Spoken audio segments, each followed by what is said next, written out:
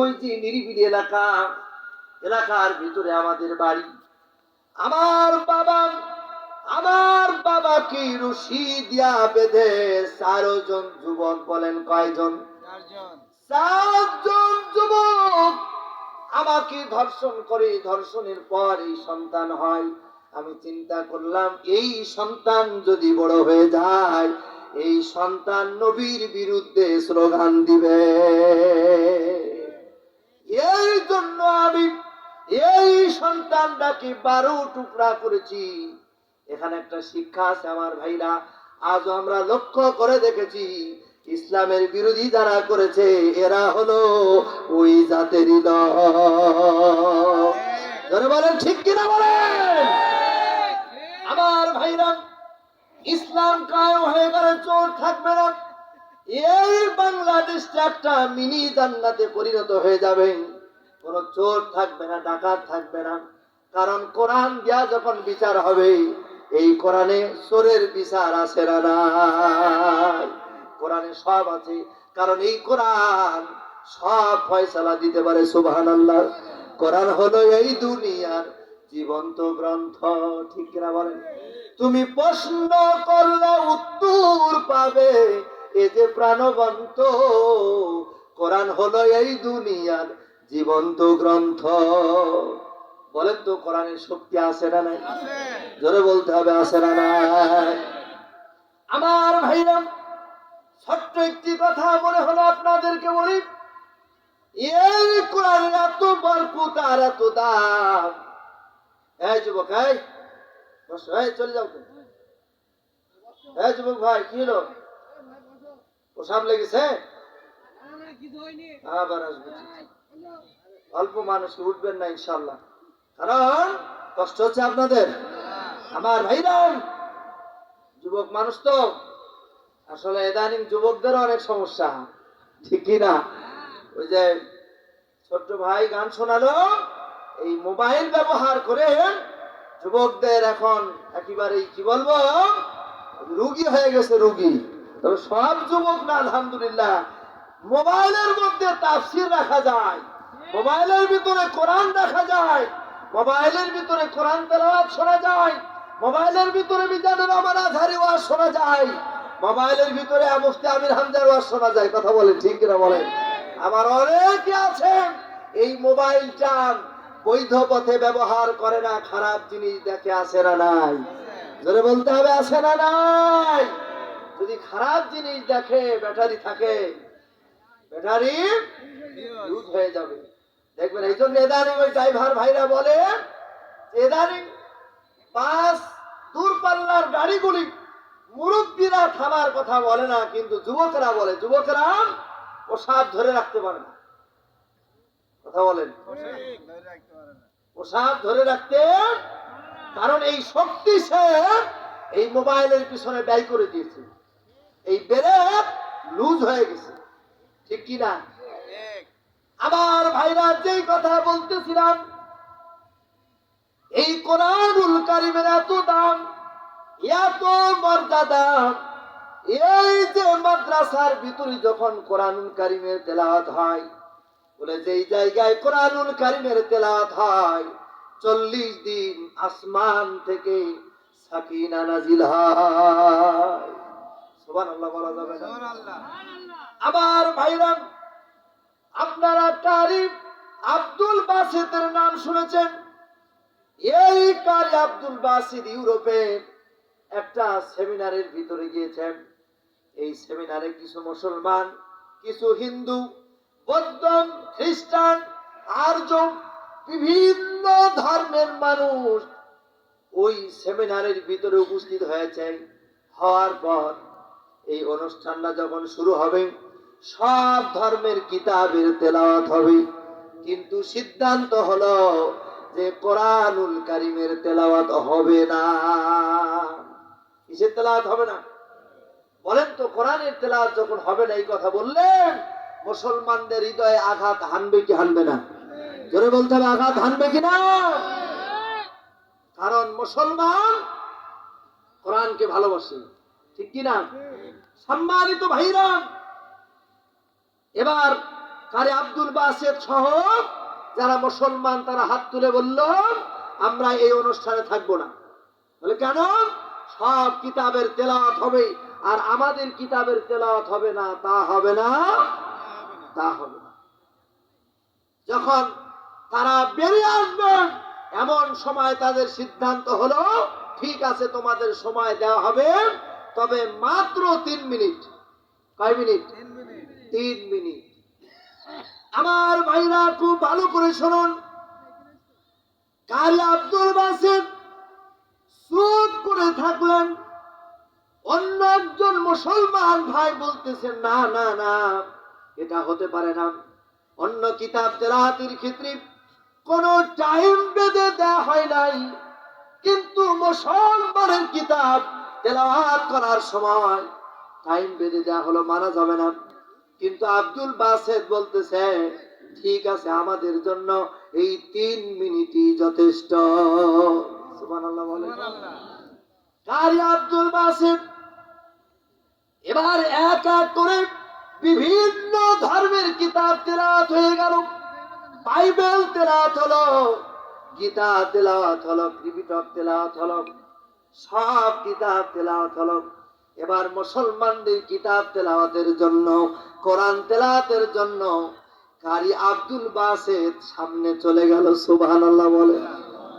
কারি আব্দুল বাসেত ওই মাইকের সামনে যায় চোখ দুইটা বন্ধ করে আল্লাহ তাআলার কাছে সাহায্য চাই। কেউ যেটা দেখে না সেটা দেখে কে? যাদের হৃদয়ে আছে আল্লাহর ভয় তারা কবু পথ ভুলে যায় না। ঠিক কিনা বলেন? আল্লাহর প্রেম ছাড়া এই দুনিয়ায় কারো কাছে কোনো কিছু চাই না। ঠিক কিনা? রাতের আধারে যারা সিজদাতে রয়, দু চোখের অশ্রুতে নদী যেন বয়, ছলনার হাতছানি যতই আসুক পিছনে ফিরেও তাকায় না। যাদের হৃদয়ে আছে আল্লাহর ভয় তারা কবু পথ ভুলে যায় না। আমার ভাইরা দুই চোখ বন্ধ করে দিয়া আমার আল্লাহ তাআলার কাছে সাহায্য চাই। দুই চোখ বন্ধ করে দিয়া মাইকের সামনে একটু দোল খাই। দেখবেন কোরআনুল কারীম যারা তেলাওয়াত করে খালি দলে আসে না নাই, শুধু দোল খাই। আমার ভাইরা কারি আব্দুল বাসেত এরপরে তিনি কোরআনুল কারীমের তেলাওয়াত শুরু করলেন। আউযু বিল্লাহ তেলাওয়াত করলেন 1 মিনিট। বলেন কয় মিনিট? 1 মিনিট। আউযু বিল্লাহ তেলাওয়াত করলেন 1 মিনিট। এবার বিসমিল্লাহ তেলাওয়াত করলেন 1 মিনিট। 2 মিনিট চলে গেল। আজকে মোবাইলে যে সার্চ দিবেন কারি আব্দুল বাসেতের তেলাওয়াত, দেখবেন শুনলে প্রাণটা জুড়িয়ে যাবে। আমার ভাইরা এরপরে সূরাতুল ইয়াসিনে প্রথম ইয়াসিন এইটা তেলাওয়াত করলেন 1 মিনিট। তেলাওয়াত করে কারি আব্দুল বাসেত তেলাওয়াত বন্ধ করে দিলেন। যখন তেলাওয়াত বন্ধ করে দিলেন ওই মজলিসের সমস্ত মানুষগুলি সব হাত তুলে দাঁড়ায় গেছে যে না না না, জীবনে অনেক কিছু শুনেছি, এত সুন্দর তেলাওয়াত জীবনে কোনদিন শুনি না। সুবহানাল্লাহ বলেন। সুবহানাল্লাহ।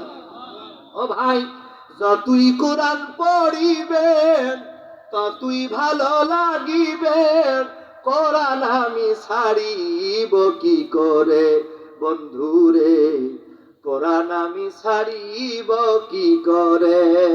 কষ্ট হচ্ছে আপনাদের? পাপে পাপি জরা জীর্ণ হয়ে গেছে জীবন, কেমন কইরা হইবে রে মন আমার না পাপ মোচন। ভাই খাঁটি মনে শুনিলেন, এ কোরআন মানিলেন, এ কোরআন পড়িলেন, সকল গোনা ক্ষমা হইতে পারে বন্ধুরে, কোরআন আমি ছাড়িব কি করে বন্ধুরে, কোরআন আমি ছাড়িব কি করে। মারহাবা বলেন। এই কোরআনের পক্ষে আমরা থাকতে চাই কি চাই না? কারা কারা চাই দুই হাত তুলে আমার আল্লাহকে দেখাই। নারে তাকবীর। আমার ভাইরা, কারি আব্দুল বাসেম 30 মিনিট তেলাওয়াত করলেন। যারা বলেন কয় মিনিট? 30 মিনিট পর আমার ভাইরা পত্রিকায় সংবাদটা দেওয়া হয়েছিল, ওই মজলিসের সমস্ত মানুষগুলি কোরআনের ছায়াতলে চলে আসলো, কালিমা পড়ে মুসলমান হয়ে গেল। জোরে বলা যাবে না সুবহানাল্লাহ? এই কোরআনকে যারা বাতিল করতে চেয়েছিল তারাই বাতিল হয়ে গেছে। জোরে বলেন ঠিক কিনা? আমার ভাইরা, তারা এখনো কি যুদ্ধ বসে নাই? এখনো বসে নাই। ওই ইন্ডিয়ার দাদাবাবুর দেশ থেকে বাংলাদেশে তাদের কার্যক্রম চলছে। এই যে আপনারা শুনতেছেন ইসকন নামে, শোনেন নাই? আমার ভাইরা, ইসকন নামে যে হিন্দুদের সেই দল তৈরি হয়েছে, সন্ত্রাস বাহিনী। গতকালকে আমাদের একজন ভাইকে তারা জবাই করেছে, সাইফুল ইসলাম আলিফ ভাই। আমার ভাইরা অতি শীঘ্রই এই চেন্নাই আমার ভাইরা এই সন্ত্রাসী দল ইসকনকে বাংলাদেশ থেকে প্রতিহত করতে হবে। ধরে বলে ঠিক কিনা বলে? আমার ভাইরা, এই ইসকনের সাথে জড়িত আজকেও 6 জন গ্রেফতার হয়েছে। এরা সব আওয়ামী লীগের লোক। ঠিক কিনা? আপনারা দেখেছেন। আমি বলি, বুবু তুমি পালাইছো, ভালোভাবে থাকো, তবে থাকতে পারবা না। তোমাকে দেশের মাটিতে আনতেই হবে, আসতেই হবে, কারণ এদেশের মানুষ তোমার ফাঁসি চায়। ধরে বলতে হবে, কথা বলেন ঠিক কিনা? এদেশের মানুষ তোমার ফাঁসি চায়। একটা গান বানাইছি, বলবো? ওরে আমার বুবু খাইছে ধরা, ঠিক কিনা বলেন? ওরে আমার বুবু খাইছে ধরা, এবার তো আর রক্ষা নাই। হাসিনা নাই দেশে নাই, পালাই গেছে ইন্ডিয়া। ঠিক কিনা বলে? কষ্ট হচ্ছে মনে হয়? হাসিনা নাই দেশে নাই, পালাই গেছে ইন্ডিয়া। ওরে দিল্লি বুবুর মামার বাড়ি, ওরে সেটাই বুবু দিছে বাড়ি। ঠিক কিনা? ওরে বীর জনতা জাগছে এবার, বীর জনতা জাগছে এবার, বুবু তোমার ফাঁসি চাই। হাসিনা নাই দেশে নাই, পালাই গেছে ইন্ডিয়া। আপনাদের মন বাজার কেন? কষ্ট হচ্ছে নাকি? এই চর্ম চোখ দিয়ে আপনারা সব দেখেছেন। এরপরেও এই মুনাফিকদের সাথে যদি আপনি থাকেন, আপনি বেঈমান হয়ে মারা যাবেন। কথা বলে ঠিক কিনা? কারণ এই চর্ম চোখ দিয়ে আপনারা সব দেখেছেন। আমার ভাইরা, কি অপরাধ ছিল ওই আবরারের?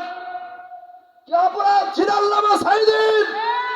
আমার ভাইরা, এই মানুষগুলিকে বিনা কারণে হত্যা করেছে। জোরে বলেন ঠিক কিনা?